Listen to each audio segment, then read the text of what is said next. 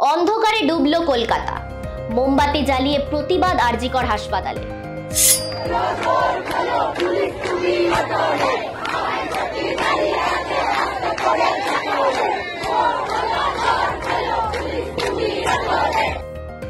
আরজিকর হাসপাতালে জুনিয়র ডাক্তারকে ধর্ষণ করে খুনের ঘটনায় উত্তাল শহর। প্রতিবাদে সামিল হতে অন্ধকারে ডুবল কলকাতা শহর।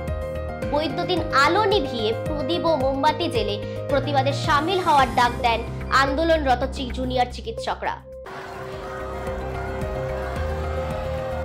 ঘড়ির কাঁটায় ঠিক রাত 9টা বাজতেই সমস্ত আলো নিভে গেল।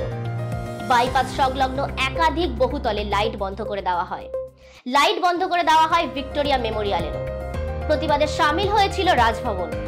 রাত 9টায় রাজভবনের সমস্ত আলো বন্ধ করে দেওয়া হয়। রাত 9টা থেকে 10টা 1 ঘন্টা আলো নিভিয়ে প্রতিবাদ করার ডাক দিয়েছিলেন জুনিয়র চিকিৎসকরা। এমনকি বহু জায়গায় স্ট্রিট ল্যাম্পও বন্ধ করে দেওয়া হয়েছিল।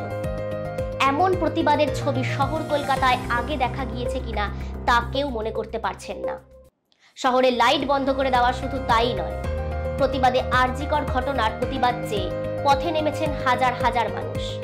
টালা থেকে টালিগঞ্জ সর্বত্রই ছবি এক, কারো হাতে মোমবাতি, কারো হাতে প্ল্যাকার্ড, তো কেউ আবার বিচারের দাবি জানাচ্ছে।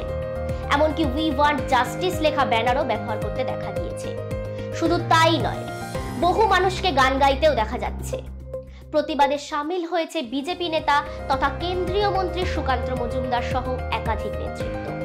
শুধু শহর কলকাতাতেই নয়, জেলাগুলিতেও একই ছবি।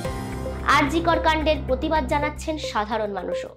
অন্যদিকে আরজিকর হাসপাতালেরও প্রতিবাদে সামিল রয়েছেন আন্দোলনরত জুনিয়র চিকিৎসকরা। মোমবাতি জ্বালিয়ে প্রতিবাদ জানান তারা সকলেই। সেই প্রতিবাদে তাৎপর্যপূর্ণভাবে সামিল হয়েছিলেন তিলোত্তমার বাবা ও মা। রয়েছেন অন্যান্য পরিবারের আত্মীয়রাও। মোমবাতি হাতে নিয়েই মেয়ের বিচারের দাবিতে স্লোগানে গলা মেলাচ্ছেন তারা। তাদেরকে ঘিরে রয়েছেন জুনিয়র চিকিৎসকরা। এক অন্য ধরনের ছবি আরজিকর হাসপাতাল এবং মেডিকেল কলেজে। তবে এই ঘটনাকে কেন্দ্র করে যাতে কোনো অপ্রীতিকর ঘটনা না ঘটে সেজন্য সতর্ক ছিল কলকাতা পুলিশ। বৃহস্পতিবার অর্থাৎ আজ সুপ্রিম কোর্টে আরজিকর মামলার শুনানি ইতিমধ্যেই বাতিল হয়েছে। বসবে না প্রধান বিচারপতির বেঞ্চ। গতকাল সন্ধে সেই খবর সামনে আসার পরেই হতাশা নেমে আসে গোটা বাংলা জুড়ে। দোষীদের শাস্তি চাই, নির্যাতিতার সুবিচার চাই, এর বাইরে অন্য কোনো ভাবনা নেই গোটা বাংলার।